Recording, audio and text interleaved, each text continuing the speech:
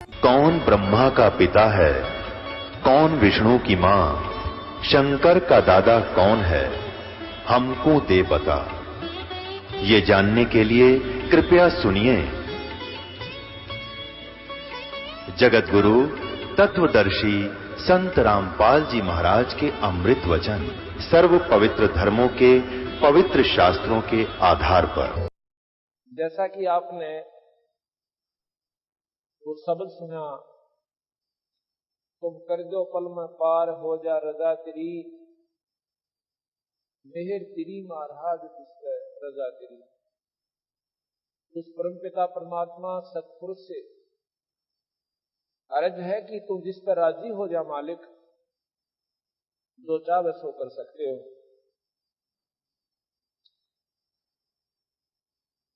काल कष्ट से जीव दुखी सुन, मन तुम्हारे तरस आया कि ना, सतलोक को छोड़ के सतगुरु, इस काल लोक में आया कि ना। तपस्या पे जीव जड़े थे, उनको देख दुख पाया कि ना, वहां खूब हुई तकरार निरंजन गेल तेरी, तुम कर दो पल में पार हो जा रजा तेरी, मेहर तेरी महाराज जिस पे रजा तेरी। धर्मदास एक बहुत ही धनवान पुरुष थे, सेठ थे। इतने सेठ थे कि बांधवगढ़ शहर में रहते थे और बांधवगढ़ के नवाब राजा जो होते थे वो धर्मदास के परिवार से वित्तीय सहायता प्राप्त किया करते थे, उनकी मदद करते थे। वो इतना पैसे से परिपूर्ण वो हंस आत्मा, फिर भी परमात्मा में रुचि एक विशेष ढंग की थी। बांधवगढ़ मथुरा से लगभग 1000 किलोमीटर की दूरी पर पड़ता है और आज से 550 वर्ष पहले की पूर्व बात है। अब हम बांधवगढ़ होकर आए हैं, जबकि सड़कें प्रॉपर बन गई है और गाड़ी में भी वहां पर बहुत समय लगा हमें जाने में, यानी कार के द्वारा। और ऐसे उबड़ खाबड़ वहां पर रास्ते हैं, कभी नीचे उतर गए पहाड़ हैं और कभी ऊपर न चढ़ गए, और कभी ऐसे बांगे टेढ़े से कसूते जंगलामा का। इधर इतनी ऊंची पहाड़ नजर आवश्य तो नीचे साइड में नाला घना है। उस समय वो नाले इतने थे जिनको घाट बोलते हैं, और वो हिम्मत करके वो परमपिता परमात्मा की प्यारी आत्मा वो धर्मदास सेठ बांधवगढ़ से पैदल चला और मथुरा के अंदर पहुंच गया। कितने दिन में पहुंचा होगा? मेरे ख्याल में तो 1 महीना लग गया होगा उस परमात्मा प्यारी आत्मा ने, क्योंकि उसमें ना कोई ढंग के रास्ते थे और बारिश होगी तो वो पानी तो भर गया। रास्ते में भयानक जंगल आते थे, क्योंकि जंगल पहले वैसे नरे होया करते थे, अब भी बहुत रह रहे वहां पर। अब भी वहां पर नेशनल पार्क, राष्ट्रीय उद्यान बनाया हुआ है सरकार ने, एमपी सरकार ने, और उसमें शेर और चीते दोबारा छोड़ रखे। इतना जंगल है, वो बिना प्रयोग किया जाने वाला, उसको यूज नहीं किया जा सकता, प्रयोग नहीं किया जा सकता, ऐसा क्षेत्र है वो, पहाड़ी क्षेत्र। तो वहां पर इन्होंने, सरकार ने जो है शेरों के लिए वहां पर अब वो दोबारा वहां पर वास दिया है शेरों को, और दूसरे जो चीते वगैरह हैं उसमें छोड़ दिए। और पहले सवता नरे हुआ करते थे, अब उसने अपनी जान की भी परवाह ना करके परमात्मा को पाने के लिए सिरदर्द की बाजी लाकर मथुरा पहुंच गए। मथुरा में आकर भगवान कृष्ण की बहुत तगड़ी साधना किया करते थे। रामकृष्ण के उपासक थे। जैसे आम व्यक्ति हिंदू जो होता है, भगवान शिव की साधना करते हैं, राम की भी साधना, विष्णु जी की भी साधना, माता की उपासना भी, और तीर्थों का भी हम पूर्ण रूप से अपना जिसका जितना व्योत है वो तो जरूर करता है। उन्होंने गुरु बना रखा था, रूपदास नाम का उनका गुरुदेव था। रूपदास जी ने कहा, बेटा परमात्मा ये मनुष्य शरीर कभी कभी देता है, सूत बैठा है ये इंसान का, इसको ऐसे नहीं खोना चाहिए। ये माया तो बिरना कितनी बार होली, और आज शरीर हमारा चला जाएगा तो माया हमारे साथ नहीं जाएगी। तो इसमें जितना भी पुण्यदान तो कर सकता है, तीर्थ यात्रा कर सकता है, ईश्वर को भज सकता है, तो यह कमाई अपने साथ रहेगी। तो हंस आत्मा था, परमात्मा में विशेष रुचि होगी। रामकृष्ण जी का जाप करना और शालिग्राम की पूजा करना, शिवलिंग की पूजा करना, गीता जी का पाठ करना उसका दिनचर्या थी। उसकी ऐसी दिनचर्या थी। तो कबीर साहब वो पूर्ण परमात्मा सतपुरुष, इतनी पुण्यात्मा का इतनी श्रद्धा देखकर उसको पता चला कि ये अनजान आत्मा गलत साधना पर लगा हुआ है। तो कबीर साहब मथुरा में आकर प्रकट हो गए एक जिंदे के रूप में। जिंदे महात्मा ज्यादातर मुसलमानों में होते हैं। वो कैसे होते हैं? एक काला सा टोप, ऊपर इतना लंबा चौटा टोप का, इतनी लंबी टोपी बनाते हैं लंबी लंबी, वैसे कपड़े से की, और तहमंद बांध लेते हैं, और एक ऊपर जैसे कपड़ा कुर्ता पहनते हैं। लेकिन उस समय उन्होंने वो रूप नहीं बनाया था, फिर बाद में बनाते हैं। पहले ऐसे साधारण से भगत के रूप में। और धर्मदास को देखा, सुबह उठा, एक स्थान लिपया, पहला तो गोबर, गऊ के गोबर थे, और गंगा उसमें जल छिड़का पवित्र कुएं का लाके, और फिर वहां पर भोजन पकाया, भोजन पका के खाना खाया। हाँ, उससे पहले उनकी पूजा करी, वो लीप ल्याप के वहां पर मूर्तियां रखी भगवान वो ठाकुर जी की, उनको नवाया, नवा कर उनके कपड़े पहनाए, मुकुट रखा, माला डाली, मुकुट रखा, तिलक लगाया। उसके बाद फिर अपना गीता जी का पाठ करने लगा। कबीर साहब इतनी दूर बैठे देख रहे हैं जैसे कोई भक्त देख रहा हो।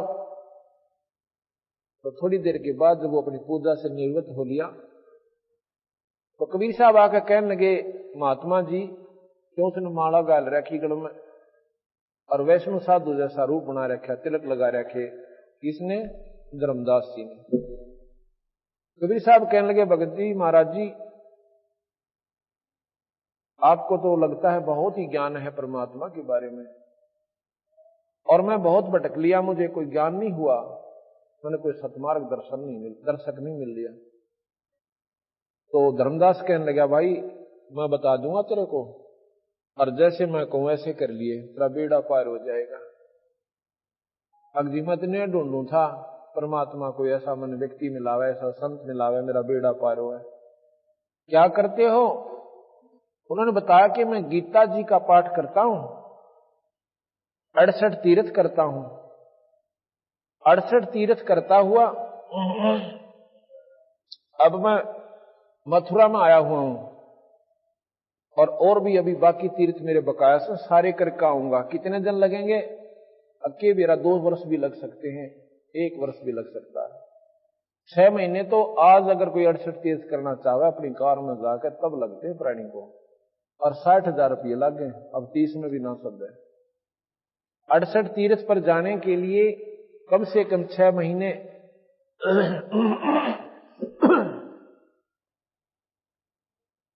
और 60,000 रुपये का खर्चा हुआ है। तो वो कहने लगा, भाई ठीक है जी, बड़ी बढ़िया बात बताई आपने, और क्या करते हो? कि गीता जी का पाठ करते हैं हम। अच्छा जी, और शिव शंकर का शिवलिंग पूजा करते हैं, गुरुदेव की श्रद्धा, गुरुदेव की पूजा, गुरुदेव की सेवा एक विशेष ढंग से आदर भाव से करते हैं, और ऐसे ही तू करया कर, आपका बेड़ा पार हो जाएगा। अच्छा जी। तो कबीर साहब कहते हैं, जी एक बात बताओ, इस तीर्थ के अंदर जिसमें हम स्नान करने जाते हैं, मैं ऐसे ऐसे फला तीर्थ पर गया था, वहां देखा कि इतना गंदा पानी, और उसमें जीव जंतु निरे, और वो जीव जंतु जब उस तीर्थ में पहले ही विद्यमान थे, यानी वहीं पर रह रहे थे, तो वो तो महाराज जी कति मुक्त हो जाएंगे, उनकी मुक्ति तो जरूर हो जाती होगी। अब धर्मदास जी बड़ा सहम सा गया कि बात तो इसने इसी कर दी कि जो पहले ही जीव उसके अंदर विद्यमान है और जो 24 घंटे उसके अंदर रहे वो नाव है, वो तुम्हारा जी सब तो पहले पार होते होंगे फिर। और जो स्नान करने प्राणी जाता है तीर्थ में जब स्नान किया जाता है तो सूक्ष्म जीव जो पानी के अंदर दिखाई भी ना देते और वो हाथों की रगड़ से मार दिए जाते हैं। क्या महाराज जी वो पाप नहीं लगेगा? भगवान कबीर साहब उस जीव आत्मा को महाराज जी कह के पुकार रहा ताकि वो राजी होगा बता दे सारी बात को। तो धर्मदास कहने लगा भाई जी पाप तो देखो होता ही होगा, वो पाप तो पाप है, जीव इंसान तय कितना कर ले इतना ज्ञान उसने जरूर था। और एक बात बताओ, रामकृष्ण जब नहीं थे तो क्या परमात्मा पहले था को नहीं? राम तो त्रेता में, कृष्ण जी द्वापर में। उस ईश्वर का नाम तो जी कुछ और ही होगा जो सतयुग में उपास्य था, नाम से वो मुक्ति बताता है। धर्मदास एकदम सहम सा गया। नो बोला हम व्रत करते हैं एकादशी का। अच्छा व्रत करते हो, व्रत करने से क्या लाभ होता है? कहते स्वर्ग प्राप्ति होती है। कबीर साहब कहने लगे एक बार अकाल पड़ा था, इतना भयंकर अकाल पड़ा था कि सारी दुनिया आंधी होकर मरी थी और अन्न के दर्शन भी ना हुए थे, पत्ते भी खत्म हो गए थे वृक्षों के खा खा के, और फल तो मिले कहां थे। उन जैसा व्रत तो मेरे ख्याल कोई कर भी नहीं सकता, आप तो कदे भी नहीं कर सकते धर्मदास जी। और उसमें सारी एक कमते लेकर और माउसताई और फिर एक कमते लेकर पणवासी ताई सारी तिथि आ गई थी और आंधे होकर कुत्याली मौत मरे थे। मेरत या तसली होती कोई ना, हूं आपको हो सो मैं नकारा करता कोई ना। धर्मदास कहने लगा हम जीवन से नहीं करते कोई भी, और ऐसे बड़ा हमारा सबसे उत्तम पंथ है वैष्णो धर्म। कहने लगे आप कहां से चले हो? कि बांधवगढ़ से आया हूं। कितनी दूर है यहां से? यदि हजारों किलोमीटर। उसमें कोस होते थे कि लगभग 400-450 कोस पड़ता है। और पैदल आए? कहां जी पैदल आया। कितने जीव मारे रास्ते में आपने? आप अपने स्वार्थ की खातिर निकले, आत्म कल्याण भी एक स्वार्थ ही है। और वो बेचारे अपने बच्चा के चुग्गे खातिर, कोई कीड़ी चीटी अपने बिल से निकली और वो तू ऐसे मारा भगदी, उनका भी लेखा तेरे सिर पर होगा। यहां पर गीता जी में लिखा कि जैसे कर्म प्राणी करेगा वो दोनों भोगने पड़ेंगे। धर्मदास ने बोला जी न्यू तो लिख रखा है, तो फिर ये दोनों भोगने पड़ेंगे भाई तुझे। ये तीर्थ का मान ले पुण्य तो होया एक, और इसमें 2 घड़ी स्वर्ग मिलेगा, और इन पापों का प्रतिफल तुझे 1000 नरक मिलेगा, 1000 वर्ष नरक मिलेगा। बता इस तीर्थ ने क्या चाटू भाई, मेरा तो यह समझ में आई कोई ना। कहने लगा तू तो बात बहुत बनाता है, यानी जब ना वो ज्ञान तो महाराज जी काबू आए को ना, तो थोड़ा सा गर्म हो गया महाराज जी, अंतर ध्यान हो गए, यानी एकदम दिखाई नहीं दिए सामने तय। अब धर्मदास ने सोचा रहने क्या आकर भगवान ना मेरा किस रूप में आ जा, और आपने तो चाड़ा कर दिया, मैंने तो आज जुल्म कर दिया। भगवान आए थे और पूछना चाहिए था अगली फिर मार्ग कौन सा है, आप सच आप बता दो। जबकि मेरे सारे आंकड़े खत्म और उसकी बात 100 की 100 वजनदायक, और फिर भी अभी मानवस नहीं माने, अब ये फिर भी ना माने, अब ठीक है मेरे हिसाब तो है, अब ये फिर भी ना माने तो भाई अंतर जान हो गया महाराज जी। अगले दिन अब वो एकदम झटका सा तो लगा उसको, सवेरे सवेरे वो फिर नहा धो के और ऐसे ही अपना लीप के वो करके सारी प्रक्रिया और खाना बनाता है। खाना बनाने लगा तो चूल्हे में लकड़ी ला रखी थी इसी मोटी, और उसके साथ छोटी छोटी लकड़ियां एडिशनल और लगाते हैं ताकि वह आग बढ़े जा। सारा खाना बना लिया उसने, अपना भोजन, और स्वयं बनाया था। तो वह लकड़ी जड़ती जड़ती जब उसके सामने आई, बीच से लकड़ी थोथी थी, और उसमें देखा कि वह पाछे तक काली हो रही सारी चींटियां थे, उसमें से कीड़ियां निकल रही, चींटियां, और अपने बच्चे मुंह में ले रही अंडे।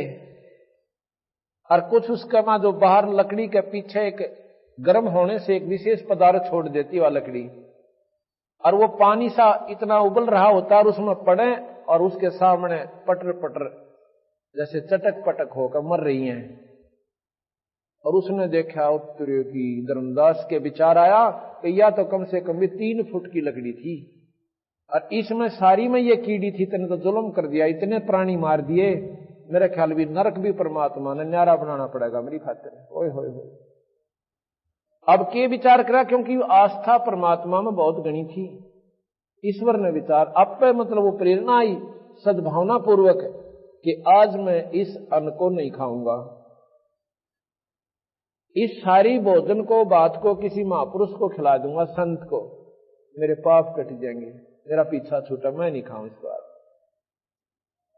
अब उस अन्न को लेकर उस थाली में धरकर और चलता है, सामने बंदी छोड़ कबीर साहब एक जिंदा रूप में बैठ जाते हैं, जो ऊंचा सा टोप, दाढ़ी बड़ी हुई, और वहां पर बैठ जाते हैं। एक वृक्ष के नीचे धर्मदास ने सोचा महाराज जी वो बैठे, लेकिन वो शकल वो नहीं थी जो पहले दिन वार्ता हुई थी। धर्मदास ने जाकर नमस्कार किया और उनके आगे वो भोजन की थाली धर दी। महाराज जी भोजन पाओ, लगे है आपने भूख लगी है। कहा भाई भूख का टाइम हो रहा है, 10 बज गए दोपहर सुबह के, भूख तो लगी धर्म भगत जी। हाँ, धर्मदास नाम कहा महाराज जी ने कि धर्मदास भूख तो बहुत लगी हुई सब आई। अब उन्होंने सोचा धर्मदास का है वो कुकर मेरा नाम जान गया। फिर ने सोची हो सके है तीर्थ पाया होगा, किसी ने मुझे पुकारा होगा, इसने याद कर लिया होगा। ये मन बड़ा उस्ताद से जल्दी सी ठिकाना बात ना आउन नहीं दे। तो कहने लगे भोजन पालो महाराज जी। अकलिया भैया महाराज जी ने वो ऊपर का जो छालना सा ऊपर डाल रखा था कपड़ा वो उठा दिया, हटा के लोटे में तपने में तो पानी लेके ऐसे कोई मंत्र सा बुदबुदाया और छींटे मार दिए। वो सारी की सारी सब्जी और रोटियां की कीड़ी बन गई, चीटी बन गई और काली थाली होगी कतई। और नो निकलो बेचारी वो अपने बच्चे मुंह में लेकर नो बोला धर्मदास तेरे तक कसाई भी चोखा, इतने पाप के भोजन को और मुझे खिलावे और रोज तू प्रतिदिन खावे। और फिर उसी स्वरूप में आगे जो पहले दिन वार्ता करी थी, तू क्या कहे था मैं जीव हिंसा नहीं करता, इतनी जीव हिंसा यहां पर होती है भगत जी तेरे पर गिने भी को ना जा, और इतना पाप तेरे सिर पर धरते था ही काल बली, और बेकार आख्या तुम्हारे को कि तुम पुण्य कर रहे हो। पुण्य थोड़े और पाप गणे। धर्मदास तो चरणा में पढ़कर रोएगा, छोड़ जाए को नहीं, छोड़ जाए को नहीं।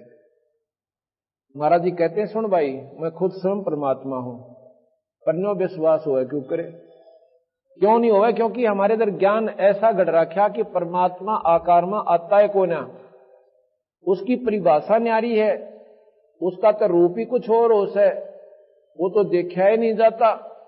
जब परमात्मा का आकार नहीं तो देखोगे क्या, जब उसका आकार मानते ही नहीं, आकार बिना दिखे के अगला समाधि लाओगे, समाधि क्या खातिर लाओगे, परमात्मा को निराकार मानो फिर देखने खातिर समाधि लाओ, तो दोनों बात कैसे बने, दिखेगा तो प्रेमी आकार में आना पड़ेगा, उसने ना को ना दिखाई दे। समाधि क्या होती है थोड़ा वर्णन करेंगे अभी आगे चल के, अभी ये प्रकरण पूरा करते हैं। धर्मदास जी को महाराज बताते हैं सुन भाई बेटा खड़ा हो, नो रोवा मत ना, बात सुन मेरी ध्यान से। कबीर साहब ने जब कहा मैं परमात्मा हूं, धर्मदास ने बोला महाराज जी यह बात मेरा दस्ती को ना, क्यों नहीं दस्ती, आप रोटी भी खाओ, आप पानी भी पियो और चलते फिरते नजर आओ, और मनुष्य कैसे दिखो, मैं क्यों कर मानू आप भगवान हो। बंदी छोड़ कहते हैं हम साहेब सतपुरुष हैं। कबीर साहब बोले मैं पूर्ण परमात्मा सतपुरुष हूं। हम साहेब सतपुरुष हैं, ये सब रूप हमार, ये हमारे द्वारा ही बनाए गए हैं। ब्रह्मा विष्णु महेश और तुम सब जीव वहीं से आए थे भाई। जिंद कहे धर्मदास से तुम सत्य शब्द गनसार, गगन सुन में धाम है अवगत नगर नरेश, अगम पंथ कोई ना लखाइए खोज शंकर से। हमारा जो स्थान है ना वो बहुत दूर है, ना शिवजी ने पा लिया, ना ब्रह्मा ने पावे, ना विष्णु ने पावे।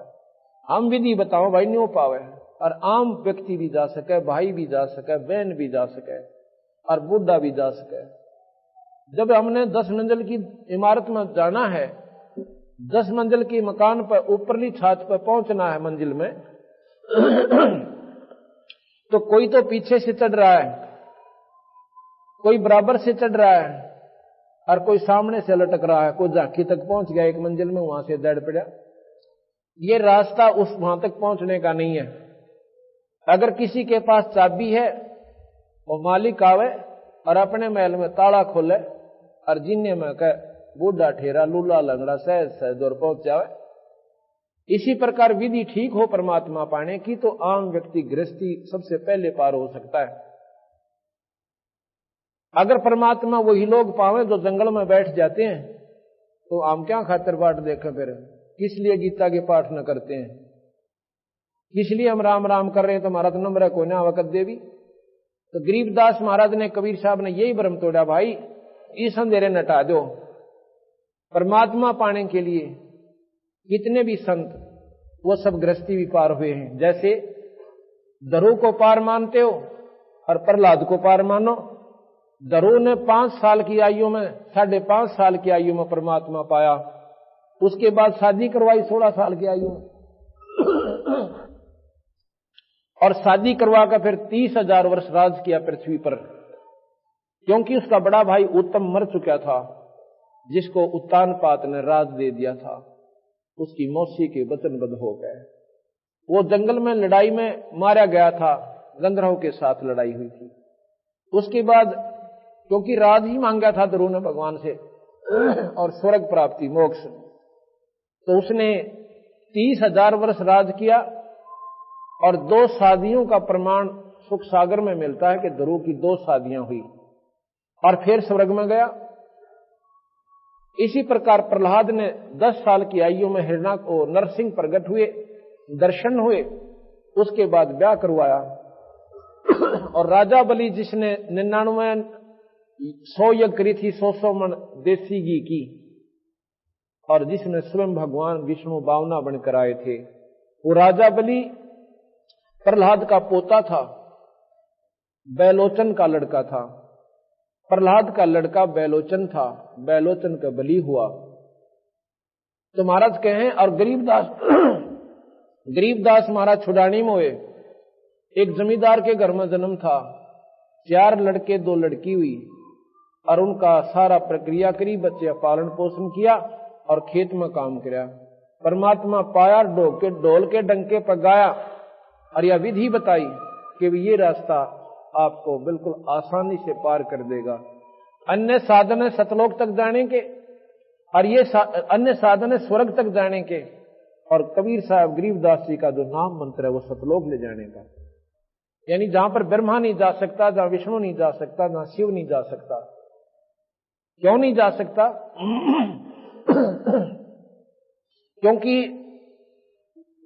ये सतनाम और शारनाम उपासक संत जिसको अधिकार हो वो देव है, और उसके नाम का जाप वो प्राणी गुरु मर्यादा में रह के करे तो वो जा सकता है।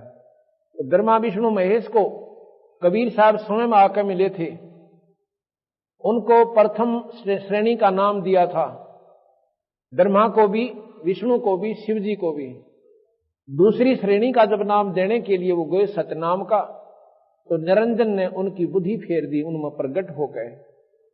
ब्रह्मा कहता है कि महाराज जी देखो, वेद से ज्यादा मैं नहीं मान सकता, ये प्रमाणित शास्त्र है परमात्मा के प्रकट किए हुए। कबीर साहब ने कहा कि भाई ब्रह्मा, उस मालिक ने एक सूक्ष्म वेद और दिया था, लेकिन उस सूक्ष्म वेद निरंजन ने छुपा दिया, ये आप तक नहीं आने दिया। वो सूक्ष्म वेद का भेद मैं पुनः आपको देने के लिए आया हूं। नहीं माना ब्रह्मा जी भी। विष्णु जी ने भी ऐसा ही कहा, महाराज जी हमारे पास 4 पदार्थ हैं, अर्थ, धर्म, काम, मोक्ष।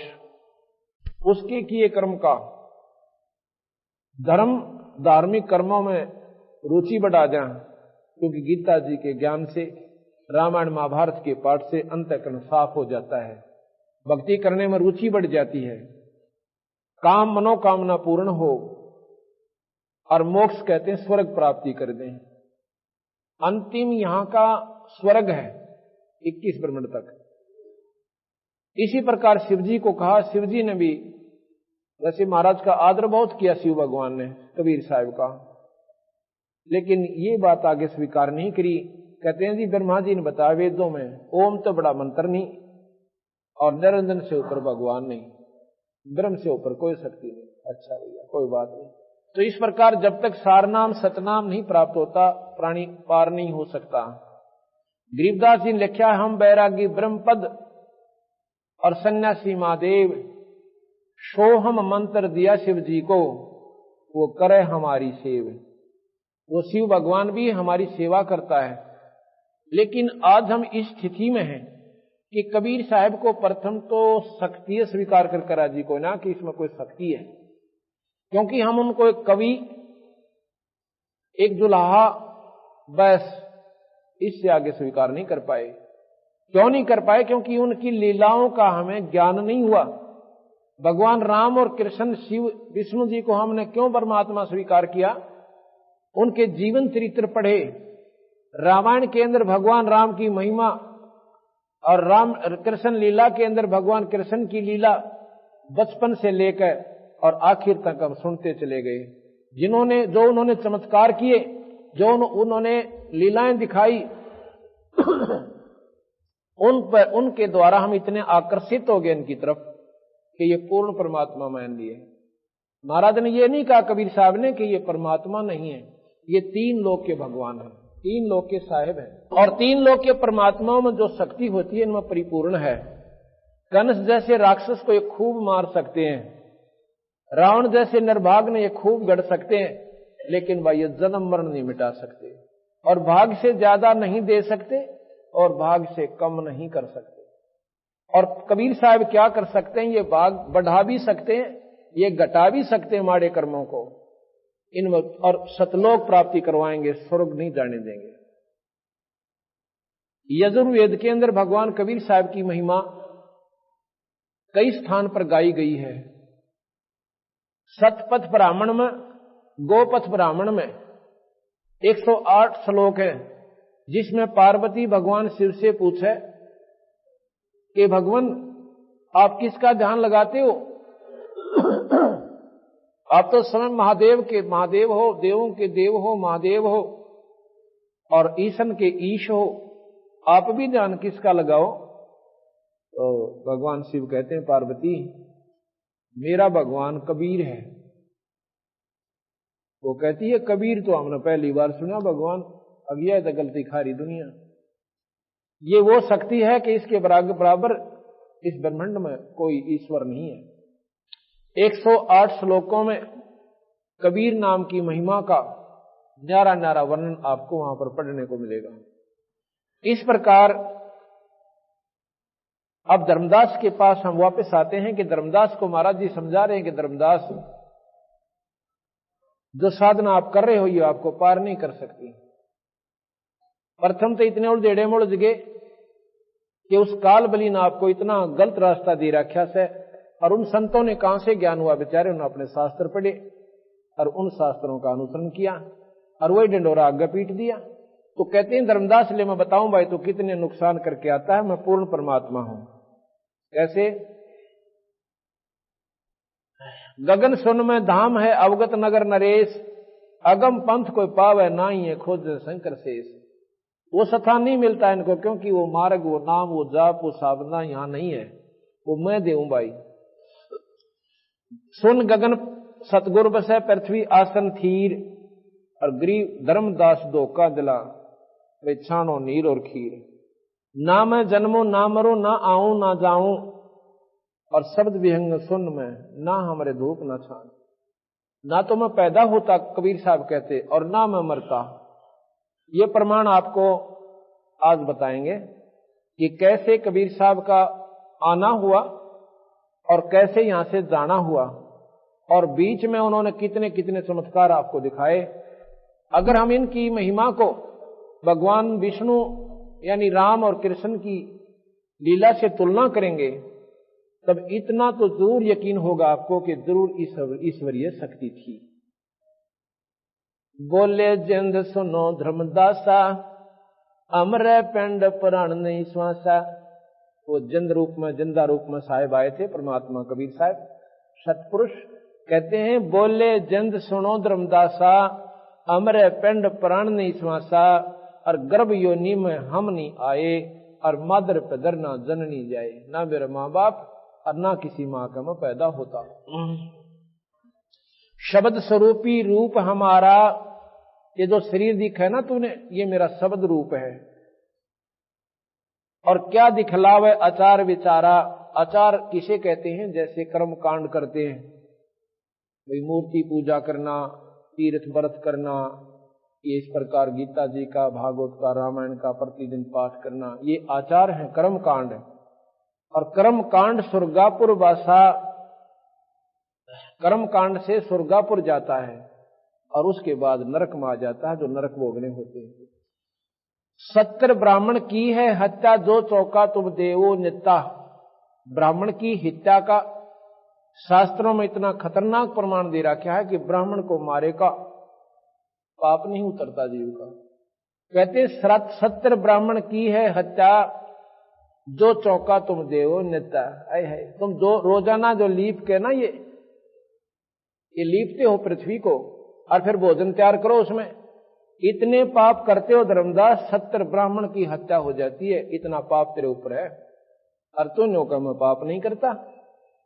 अब धर्मदास सुन्न हो गया कतई, क्यों आंखें देख रहा, बोल रहा क्यों कर। पहले तो वकील बने था, पर बंदी छोड़ने गुंजाइश नहीं छोड़ी। 70 ब्राह्मण की है हत्या, जो चौका तुम देवो नित्ता। ब्राह्मण से हत्या जो हुई, और स्नान जल स्नान कर तो सही। 70 ब्राह्मण की हत्या फिर होती है कैसे? सहस 1000 ब्राह्मण की हत्या कहां होती है? जहां तुम तीर्थ में जाकर स्नान करते हो। हमने जींद के पास पिंडारा गांव है, वहां पर तीर्थ देखा।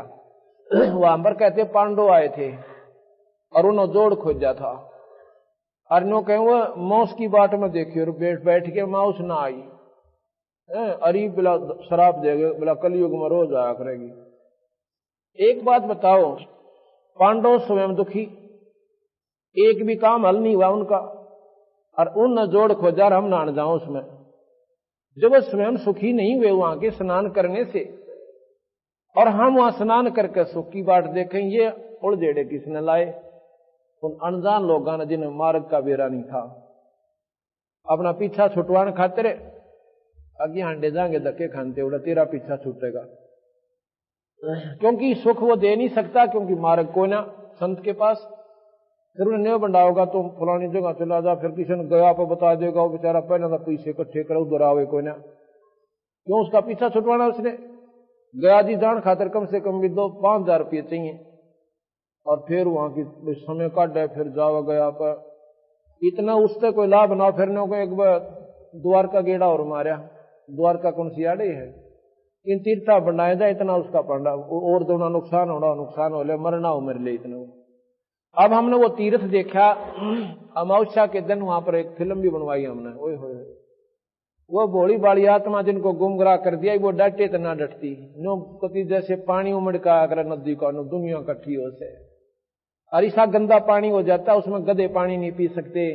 और वो भोली आत्मा उसमें स्नान करके, उस बेवकूफों द्वारा बनाई हुई बहकाई हुई, और वहां स्नान करके इनको हमारी मुक्ति होगी, हमें सुख प्राप्त होगा। तो कहते हैं ब्राह्मण से हत्या जो हुई, और जल स्नान करे तो सोई। उसमें क्यों कितने जीव रगड़ रगड़ के मसल के उनका कचूमर निकले, आराम मुक्ति की बात देखे। तेरे अब बिना बेरे वायदे से जुल्म हम पहला हम भी जाया करते, मैं सब तागरा करता, क्यों भक्ति भाव में ज्यादा लगन थी। और जो भी किताब बता देते, उड़ो फुलाना एक शिवजी निकल रहा है, उड़ो जान दे बाजे। अब शिवजी के निकला मूर्ति दरी पाई हुआ, किसी को उधर गया होगा, एक बताते हैं, एक ने ऐसा खेल खेला तो शिव जी निकालन का कि एक के खेत में बैठा थोड़े से दिन महात्मा, और वहां की एक रैग बोरी चिना की दाब खुर्दवा के खड़ा, बोरी चिना की दाब दी रात ने, और उसमें एक मूर्ति धर दी शिव जी की, ऊपर 2-1 फुट 1-1.5 फुट माटी घेर दी, और फिर 6 महीना पाछा फेरा उस पर घास जमा पाया उड़े, उसने निशानी पुक्की करेली थी, गांव में डंडोरा पिटवा दिया अपने जो सेवकों द्वारा, बोला भाई हाँ शिव जी निकलेगा परसों, उड़े पानी गिरना शुरू कर दिया, पानी डाला, दूर से बना रखा उसने पानी का भी सिस्टम, एक नाली सी खोद बना के उसमें पानी ठोक दिया, वो चने फूल गए, फूल के चने हुआ शिव जी निकलने लग गया, सारा गांव इकट्ठा हो गया और मार बगन हो गया भाई उड़े, और शिव जी का मुंह दिखा था, इतने लोगों ने ढक दिया लोटा का मंड दियो कर दिया होगा, गुआंडा ते डूंडा पाट गया,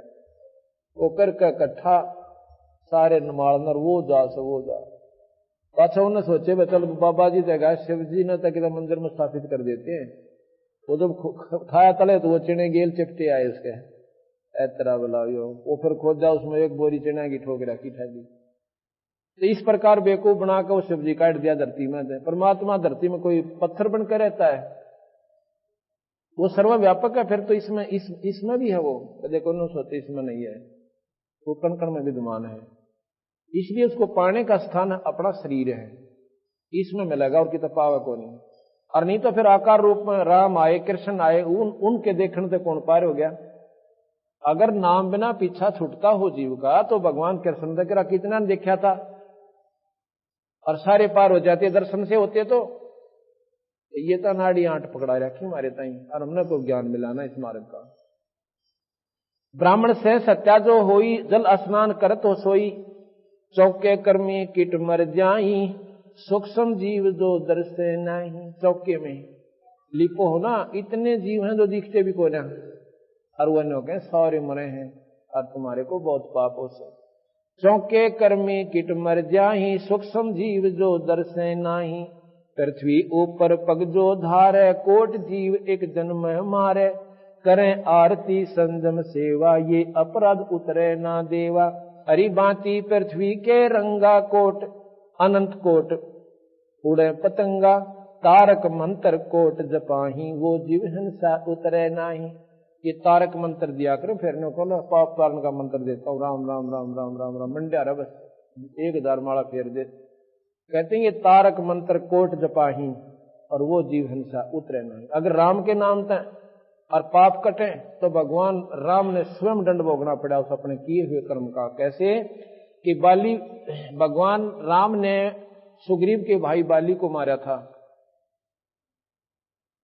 और उसका दंड उन्होंने भोगना पड़ा। द्वापर युग में आके कृष्ण जी के रूप में आया, और बालिया नाम के एक जीव मरने शिकारी ने, जो मच्छियां पकड़ता था, पहले मच्छियां भी पकड़ता था और साथ में दूसरे भी शिकार भी करने जाता था, उससे वो बाली, तो जो बाली था वो बालिया नाम का जी अपराधी पारधी बना, और कृष्ण वही राम कृष्ण जी बन पाए, उन्हें अपने स्वयं बदला देना पड़ा।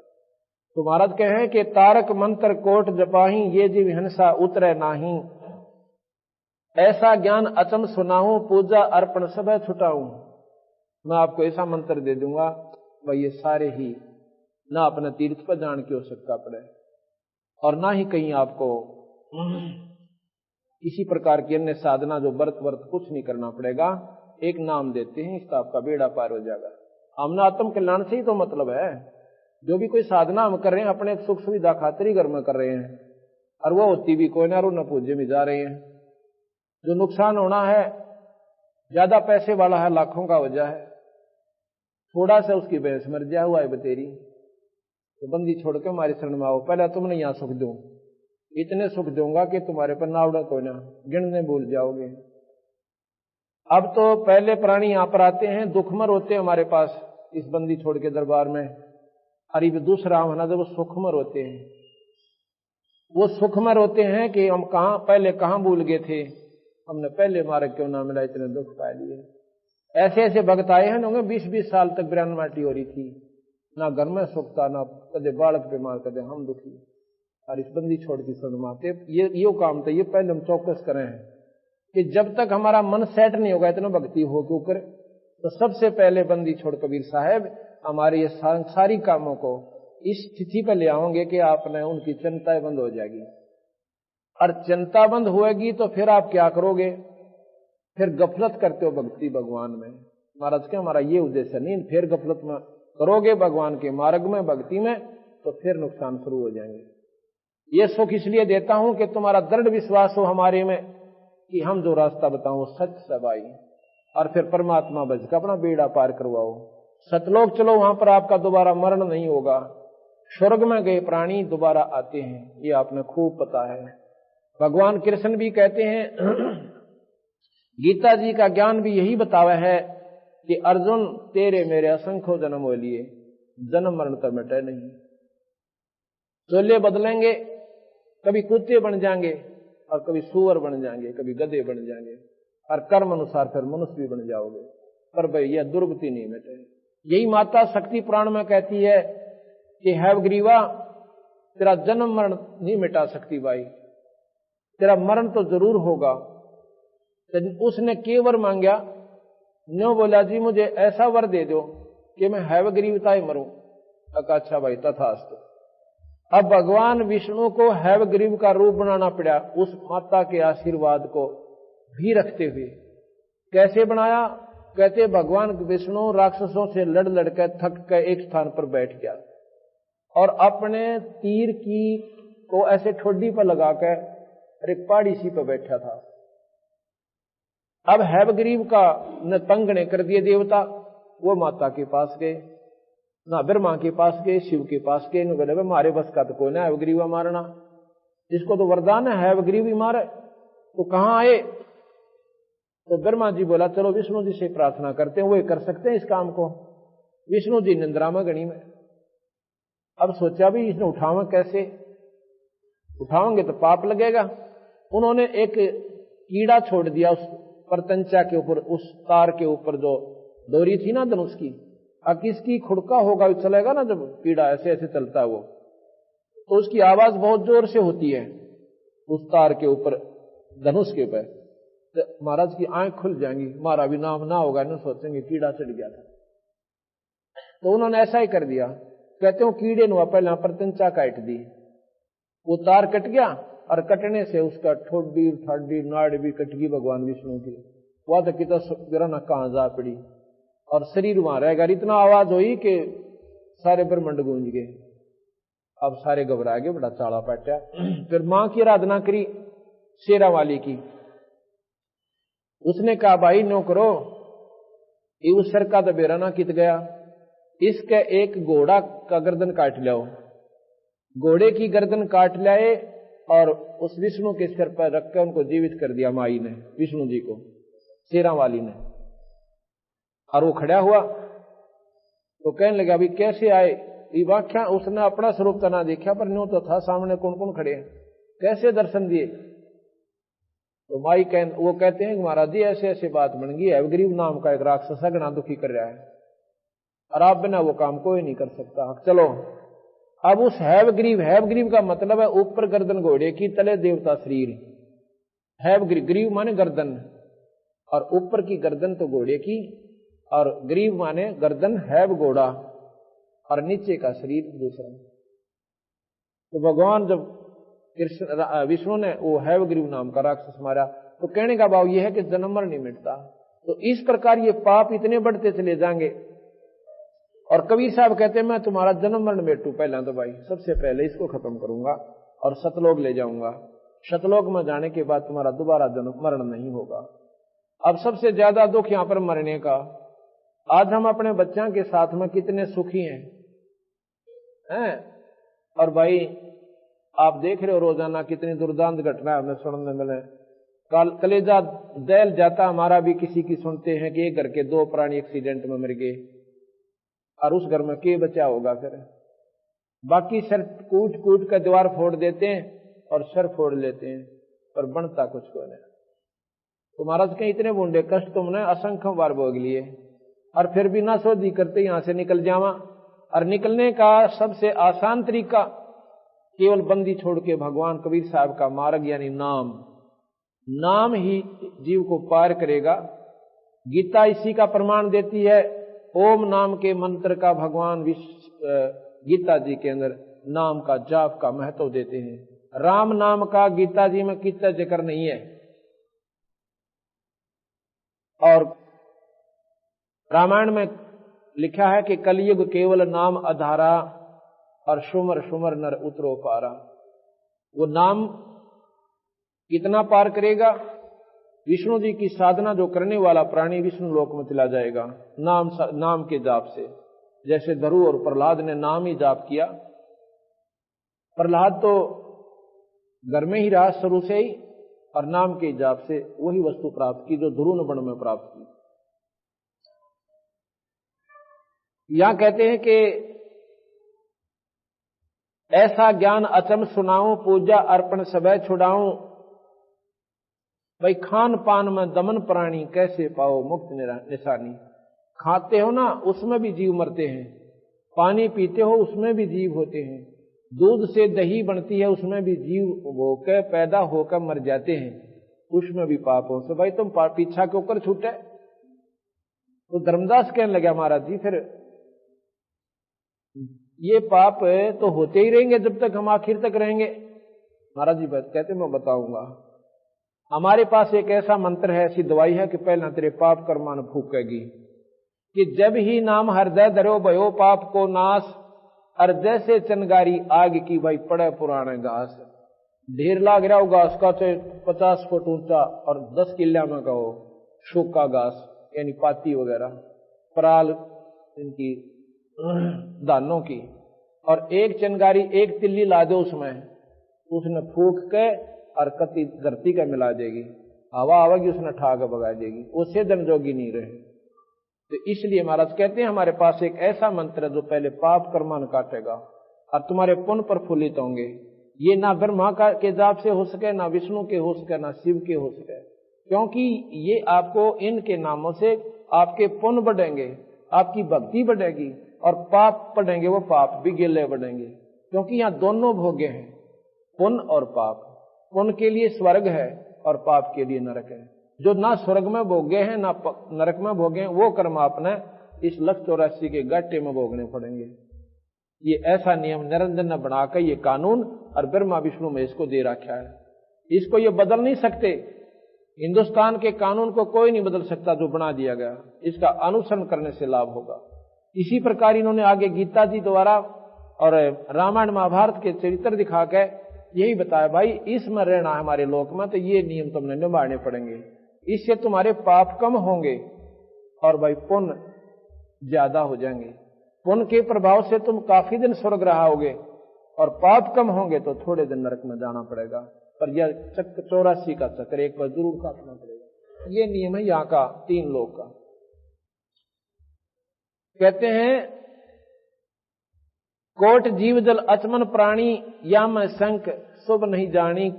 कहो कैसे विध करो आचारम और त्रिलोकी का तुम सिरभारम। तू काहे का भी भगवान की भक्ति कर रहा भाई। कहो किस विध करो आचारम त्रिलोकी का तुम सिरभारम। और राप्ती सूक्ष्म एक ही अंगा अल्प जीव जूनी जत्संगा। राप्ती कहते हैं हाथी को और सूक्ष्म कहते हैं ना दिखाई दे वो जीव, यानी चींटी ले लो छोटी सबसे इकाई जो हमने दिखाई दे। ऐसी तो कीड़ी मारने का पाप है चींटी के, और ऐसे हाथी के मारने का पाप है। बाप का छोटा बेटा मरे उसने उतना ही दुखावे और बड़ा मरे उसमें भी इतना ही दुखावे माँ बाप ने। इसी प्रकार परमात्मा की दृष्टि में जो भी जीव छोटा मरे, चाहे वो अनजान में मरे चाहे जाने में मरे, उसके लिए उतना ही वो हत्यारा होता है। इसमें थोड़ा सा अंतर हो जाता है। इतना राहत दिया इन्होंने। यहां पर एक कानून है कि जिसने गुरु बना लिया, और गुरु हो पूरा जिसको आदेश हो नाम देने का। घर घर गुरु बन बैठे उन भोली भाली आत्माओं ने 4 मीठी बात बना के और कहते हम नाम दे देंगे। नाम का सब न नबेरा राम और कृष्ण राम और कृष्ण गणा ओम कर ले, ये तो कोई भी बता सके, लेकिन अधिकारी विनायु को नाम दिया हुआ फलता नहीं, ये काम नहीं करता। उस परमात्मा के दरबार में एक लिस्ट पाओगे जब आप यहां से जाओगे। उस लिस्ट में उस संत का जो यहां पर प्रमाणित है जो नाम देने का अधिकारी है उसका नाम पावेगा, उसकी फोटो पावेगी, और जब आप जाके अपने गुरु का नाम बताओगे वो पार्षद सबसे पहले वो लिस्ट देखेंगे और उस लिस्ट में थारे गुरु का नाम नहीं पाओगा, सीधा नरक में ठोक देंगे। वो नकली पासपोर्ट होगा आपका, नकली पासपोर्ट वहां चाला नहीं चल सकता। इसी प्रकार जैसे भगवान राम और कृष्ण विष्णु आदि का आपने जाप भी करना है, भक्ति करनी है, तो उसके नुमाइंदे उस संत से नाम लो जिसको नाम देने का अधिकारी गुरु से प्राप्त हुआ हो। फिर उसका जाप करो, डट के विधिवत करो जैसे गुरु बतावे, आप स्वर्ग जाओगे। अब ये बार बार क्यों बताना पड़ रहा है कि स्वर्ग ना हम इतनी बढ़िया चीज मानते थे कि इसका बराबर कोई वस्तु है कोई ना। अब उसकी तुलना में जब सतलोक देखा और ये ज्ञान देखा तो वो कुछ भी कौन पाया। उसके सामने इंद्र दा राज, इंद्र स्वर्ग का राजा होता है और राजा स्वर्ग भोग के इंद्र और गदा बनता है। तो गरीबदास कहे इंद्र दा राज काग दा बेस्टा, ओए होए काग की बीट है इंद्र का राज, यानी स्वर्ग का राज भी। और जो हमारे जैसे 2-4 साल उसमें वैसे लेटन खातर जाओ अपने पुन इकट्ठे करके, वो बता के लूट के लाओगे वहां से, और ये 84 चक्कर ने होगा।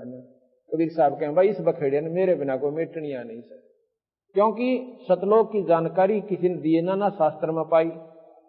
और वो नाम ओम नाम को ये भी महाराज भी कहते ये उत्तम नाम से 21 ब्रह्मांड तक आपको सिद्धि दे देगा, स्वर्ग देगा, ऐसी सिद्धि दे देगा कि आकाश में उड़ जाओगे।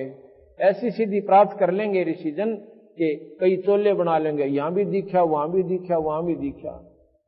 ऐसी पता नहीं कितनी बताई, ऐसी तो बना लोगे कि पृथ्वी के ऊपर चलते दिखोगे, ना पानी के ऊपर ऐसे चलेंगे वो संत जैसे पृथ्वी पर चलते हैं।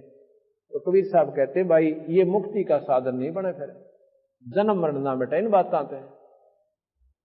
इस ओम के मंत्र से यो काम जरूर हो जाएगा, पर 184 ना बेटा। और इस महाराज कहते हैं एक मंत्र और देंगे हम जिसको सतनाम कहते हैं, वो आपके यहां भी सुख देगा और सतलोक में ले जाएगा। हाँ, जैसे मैं बता रहा था ना गुरु का प्रकरण था, तो गुरु का क्या काम है, उपदेश ले लिया, पूरे गुरु तय। विष्णु जी का भी पूरा गुरु हो, भगवान शिव का भी पूरा साधक हो, और सतलोक ले जाने वाला संत भी पूरा हो। तो पूरे का तात्पर्य है कि वो आदेश हो गुरु से कि भाई तू नाम दिया करे, तो वो लड़ी जुड़ जाती है उस परमपिता परमात्मा की शक्ति। जैसे थर्मल प्लांट से लाइट आती है बिजली, और आगे वो कनेक्शन उससे ठीक जुड़ा हुआ घर में तक पहुंच गया आपके, तो आपके बिजली वो काम करेगी जिसकी महिमा तुम सुना करते थे। अगर वो विधिवत नहीं आपसे जुड़ी हुई नहीं आई तो वो बिजली नहीं आपके घर में, से बेशक पंखे लवाए रही हो।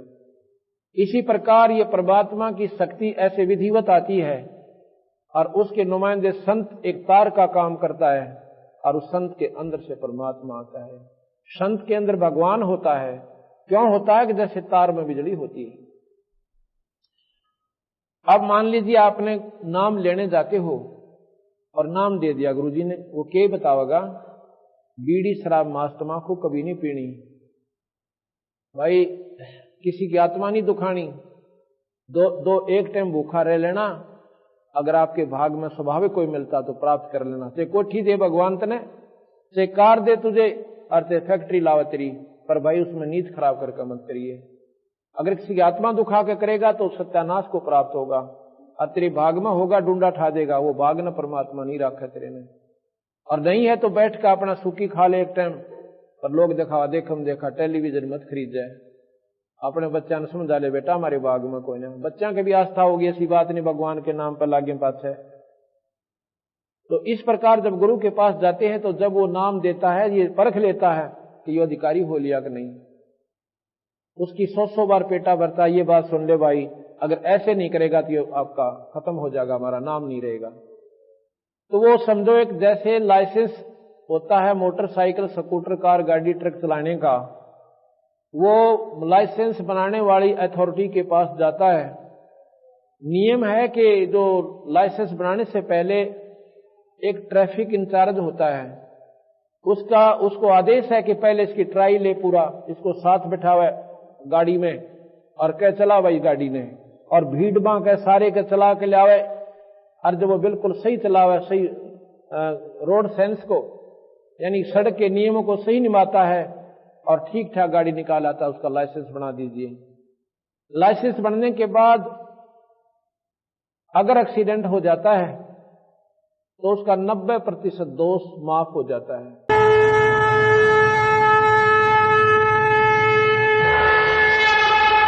आप सुन रहे थे जगत गुरु तत्वदर्शी संत रामपाल जी महाराज जी के मंगल प्रवचन। अधिक जानकारी के लिए विजिट कीजिए हमारी वेबसाइट www.jagatgururampalji.org। संत रामपाल जी महाराज जी के शुभ आशीर्वाद से पूरे विश्व भर में 500 से भी ज्यादा नाम दीक्षा केंद्र हैं, जिन पर संत रामपाल जी महाराज जी द्वारा ऑनलाइन निशुल्क नाम दीक्षा दी जा रही है। अपने नजदीकी नाम दीक्षा केंद्र का पता करने के लिए संपर्क करें 8222880541।